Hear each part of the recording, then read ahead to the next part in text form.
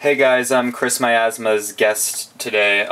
This time we're doing something a little bit different. Instead of a Vanguard or a Buddy Fight deck profile, I'm bringing you a Force of Will deck profile. So, what I'm doing right now is the deck that's basically going absurd and wrecking the meta. It's Bahamut Grade 1 Rush, or 1-drop Rush, basically. You want to activate Bahamut as early as turn 2 just to get him, just to get a 10-10, almost unblockable flyer on the board that you can ramp up with some of your Regalia cards that you play later. So, to start things off with the Mana Stones, it's pretty much straightforward. You just play 10 basic Firestones.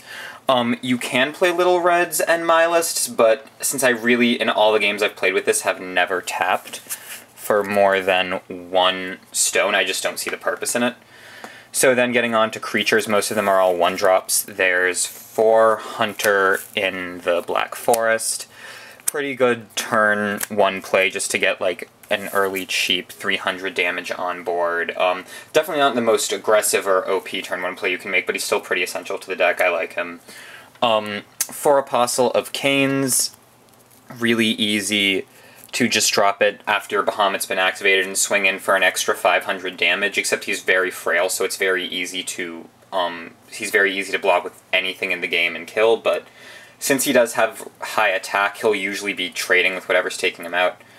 Next is 4 Black Goats. At first I didn't know how much I liked this card, but after playing the deck a little bit, he's honestly one of my favorite grade 1s in the deck because he gets an effect that triggers in the graveyard, which just combos well with activating Bahamut, sacking him for Cthulhu, or even just sacking him if you want to restand your red Regalia to swing in for an extra 200 damage. Then next for the 1-mana cards is honestly probably the best creature in the game, or in this deck, 4 Rook Eggs. When it's sacrificed or sent to the graveyard for anything, you can search your deck for 1 Fire Resonator and add it to your hand. This is really good because turn 1, if you open up with this next card, Cthulhu, I play 4 of it, you can just sack the Rook Egg, you sack the Rook Egg, search another one of him, and turn 1, if you're going first, you can swing in for 1,000 before they even get a single mana on board. It's really aggressive, really scary. And then even then, the Rook Egg just goes into so many cool plays, being able to sack him to bring out Bahamut or to make him imperishable and searching the deck for anything. He's basically literally like better than a toolbox card. He's your dad's garage. So that's it for 1-drop creatures. For 2-drops, I play 2 Lancelots. Now, this card actually isn't as OP as he is in other decks. Don't get me wrong, I do think Lancelot is a very good card. But in this deck, since I really do not ever try to get past 1 mana, sometimes he can be dead.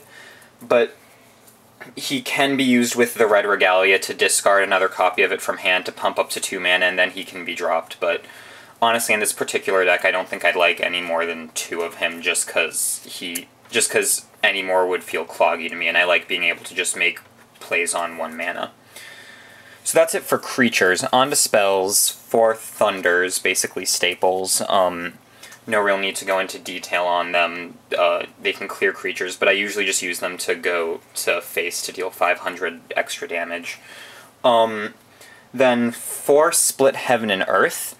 A lot of 1-drop Bahamut decks don't play this, but I think it's just too good in this format. Dealing 300 to the opponent for every special magic stone they have is absurd, and in some cases, if they are dragging out the Bahamut game, you can just tap him.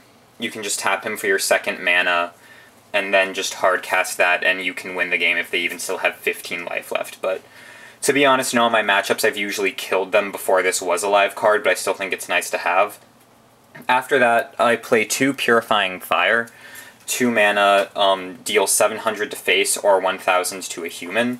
You're usually just going for the 700 to face. It's honestly just a weaker version of Split, in my opinion. You can use it to close games if they have like a chump blocker for the Bahamut, like that little parrot guy.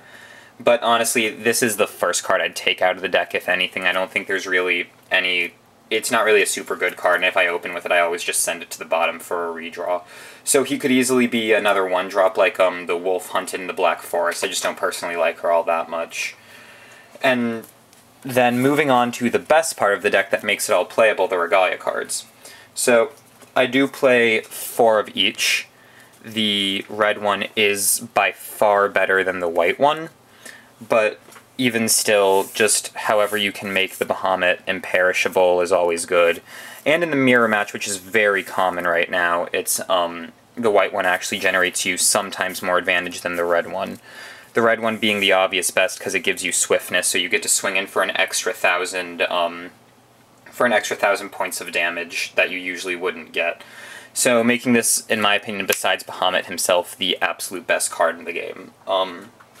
So that's it for the deck profile. Rate, comment, and subscribe, and let us know if you want to see more Force of Will on this channel. I'm for sure loving the game, and I'm liking this deck, even though it definitely, in my opinion, is not at all healthy for the meta, because, as they said on the website, if you're playing this deck, you're basically playing Yu-Gi-Oh! Speed versus Magic Speed. You are honestly not constricted by the mana system in any way, because you can just get this absurdly good card out on turn 2, and I think I've been killing no later than turn 5 with this deck, usually turn 3 and turn 4, but it's always been a very quick game, and you just end games, you end full matches while other players are on game 1 with this deck. It's absurdly good. So, again, rate, comment, subscribe, let us know what you think, and again, tell us if you would like to see more Force of Will on this channel. Thanks.